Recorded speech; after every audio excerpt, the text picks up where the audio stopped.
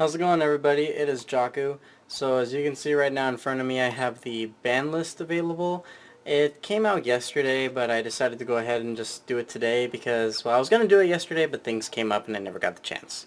But also for the fact that I was looking at this list yesterday and I was just laughing my ass off. I thought that this was hilarious. But anyways, I've gathered my thoughts and I actually kind of have an opinion about this list right now. I'll go ahead and I'll just go straight into it and I'll explain the things I like and I dislike about it. So, first things first, if we look at the list, as you'll notice, there's nothing banned, so nothing got banned around for this time. And I kind of feel like there's some things that should have been banned, but at least they got hidden other ways, so, you know what, it's not too bad. The only thing that I am sad that didn't come off here, though, is Stratos, and honestly, where are you? Here it is. Heavy Storm right there on the bottom. Those are the only things I really wish would have come off the list, but you know what? I'm not going to go ahead and complain too much about it. It's probably just the way the format is going to be shaping up to be right now. But let's go ahead and get into the other things. So, cards that are unlimited now. Glow Up Bulb used to be forbidden, and now it is limited. So people can run one Glow Up Bulb.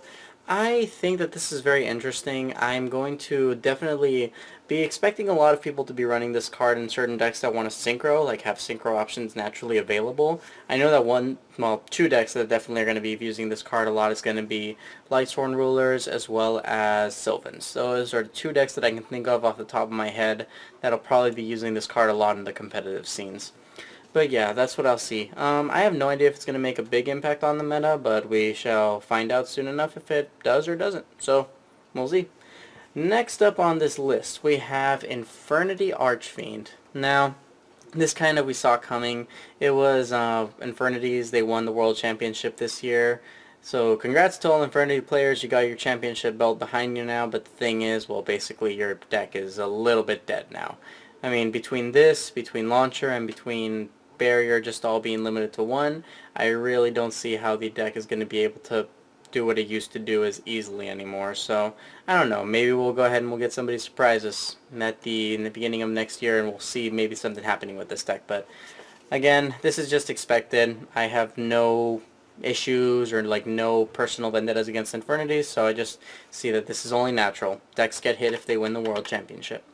Next up on the list, and this is one of the cards I was laughing my ass off at, Raigeki. Raigeki has been limited, which means we can play one. So I have no idea how this card is going to be affecting the meta in the long term, but short term, I don't think it's going to be doing much. And here's my reason why. And I'm pretty sure it's been stated over and over again, but right now we are currently in the Shadow, Stellanite, and Burning Abyss era of the TCG, and just basically all of the decks can float. So I really don't see Raigeki being able to make the decks really lose a lot of advantage, because the thing is that Telenites, if they have Delteros, their boss monster, on board, they'll just be able to go ahead and get another combo of monsters onto the field just off the destruction of Delteros. Shaddolls, pretty much the entire deck is floating, so that'll be able to just give them cards to work with later on. And then Burning Abyss is just like you take out one, they bring out another one, and same thing with Yang Zing. They just take out one, they bring out another one. So, yeah, I don't see Raigeki doing a whole lot, to be honest. I mean, it's still a very powerful card, though. Don't get me wrong. Raigeki is unbelievably powerful. It just destroys monsters with no cost, no drawbacks, nothing. So, I have no idea what to expect of Raigeki being back in the game. I personally know I'm going to be playing one because, well, it sets up OTK options as well as just clearing my opponent's board if I can go for the kill and everything, but I don't know. We'll be seeing how it actually fares up in the competitive scene of the game. Next up, and here we have Soul Charge, limited to one.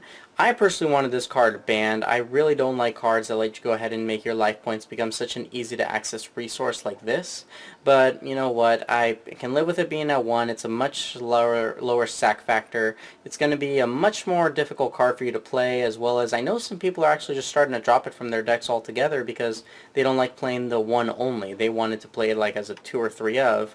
And honestly, I think it's not a bad thing because it actually helps clear up spaces in certain decks. I know that when this card got hit to 1, cleared up space right in my deck by having the second one just I'll sold it, and then I just went ahead and opened up another space for whatever I wanted. So it's not all that bad. I would have still preferred it to be banned, but you know what? I'm going to go ahead and see how this pans out. With any luck, it'll be banned by next year. At least that's what I'm hoping for.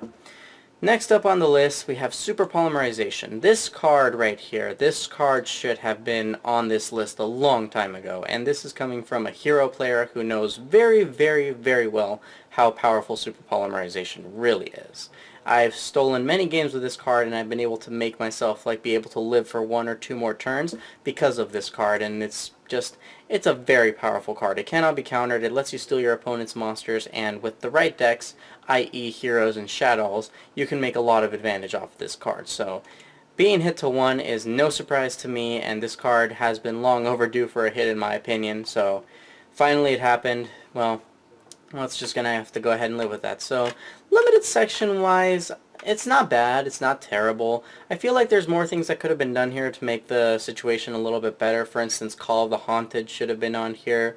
Maybe they could have done something about other cards that should be limited right now. What was the other card that I was thinking? Call of the Haunted, Artifact Moral Tech, maybe something in Shadol's. I have no idea though. Maybe something like the Sinister Shadow games, but I know that decks like that usually don't get hit on the ban list right after they're announced or released, so I'll just go ahead and I'll wait for the next ban list, or maybe the ban list one half a year from now or something like that, but we'll see. And of course, Stratos and Heavy not getting off. But anyways, moving on to the next section, we have, first things first, Blackwing, Gale, the Whirlwind. So, Blackwings have been slowly getting back their power cards. They got back first 3 Kalutes, then they got back 3 Whirlwinds, and now they got another Kalute back to their arsenal. So I don't think this is going to really propel Blackwings in any direction, which is going to make them playable anytime soon. I mean, they've already got all this stuff to themselves, and if they haven't been doing much with it, well, I just don't see the deck doing much. I mean, they have an amazing trap card called Black Sonic, but,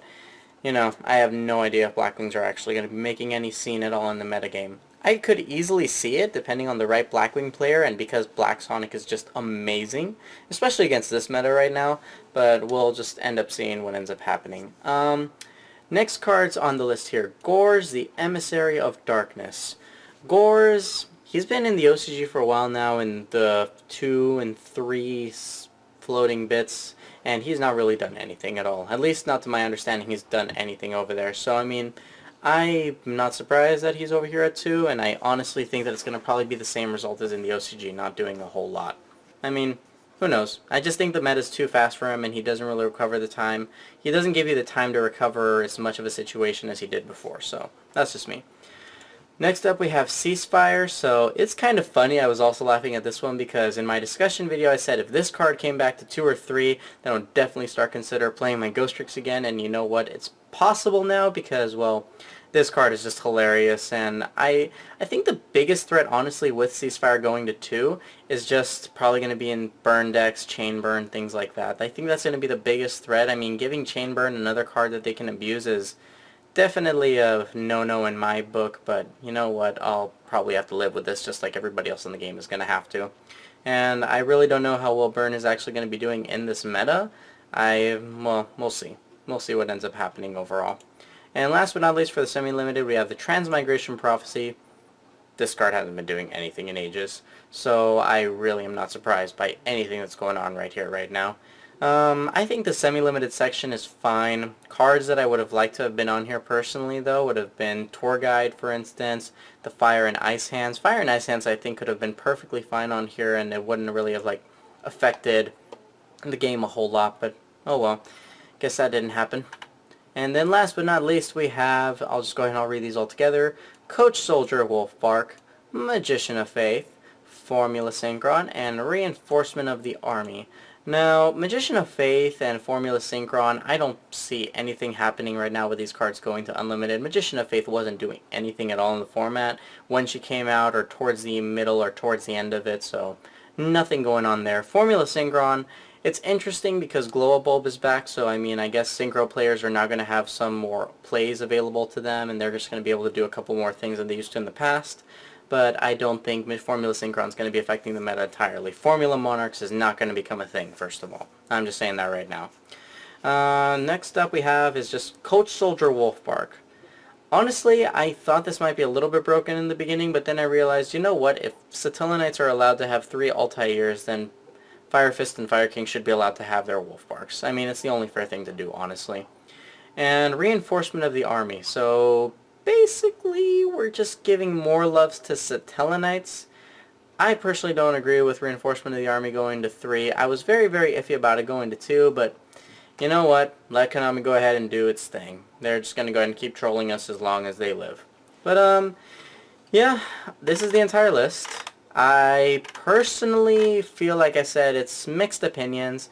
I feel like it's not the best list ever because it honestly didn't do a whole lot. I mean, this is pretty much just one of those lists where it's just kind of like a couple cards come on, a couple come off, and then it just takes care of a couple minor things here and there. But at the same time, it's a good list because of the fact that it doesn't change a whole lot. So, I mean, the format's like still going to be like pretty much the same. People don't have to like just completely like cry because of their investments going down the drain and everything, but we'll see. I think this is a decent list. I'm definitely not mad about it. I'm definitely not like ecstatic about it. I just find it hilarious. That's all I'm going to go ahead and say about this list. So that's really all I have to say left about it. So thanks everybody again for watching. This has been Jaku. Catch you guys later.